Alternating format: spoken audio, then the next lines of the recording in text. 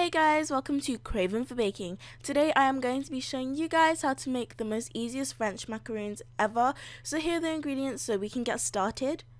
So into a food processor, I'm going to add in my ground almonds,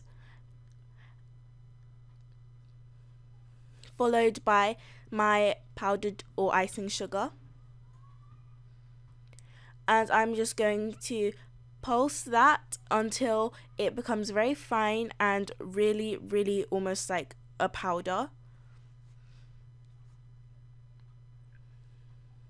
So I pulse this for about 30 seconds to 1 minute just to make sure that it's a really nice and fine powder.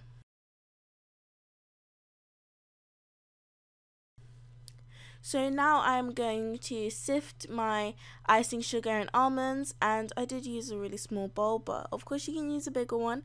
I'm going to sift my almonds and icing sugar in parts just because of the mere fact that I did have a small bowl, but you can do this all at once if you want. And we are sifting this to make sure that we don't have lumps, because lumps are something that does not go well with macaroons.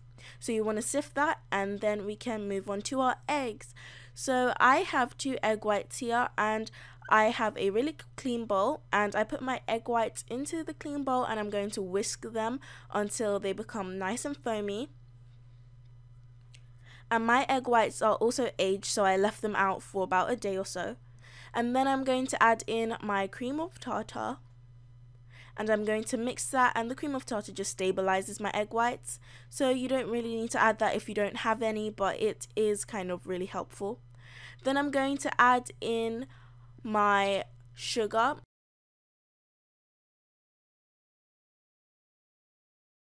and once your egg whites become fluffy and glossy and really thick, then now you can begin to sift in your almonds and icing sugar. And we are doing a lot of sifting here because we want to make sure that we do not have any lumps, because that is something that really does kill your mixture.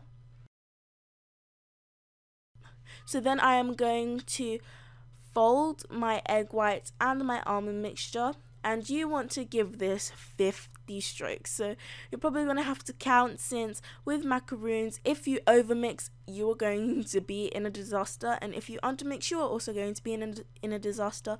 So you want to make sure that you fold these really well, and then you want to put the batter into a piping bag. The batter should resemble molten lava, if that makes sense, and then you want to pipe it onto your tray, and you want to make sure that your tray is covered with non-stick baking paper, and then you want to leave that on the table for about 20 to 30 minutes to develop a shell on the top.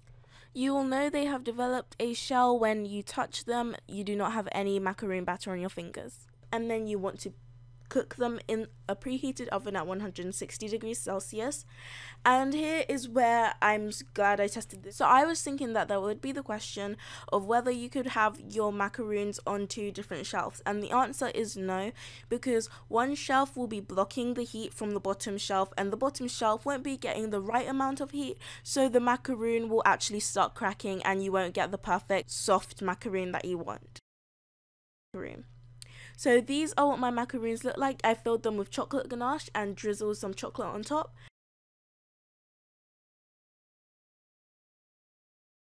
Thank you guys so much for watching, and I will see you next time.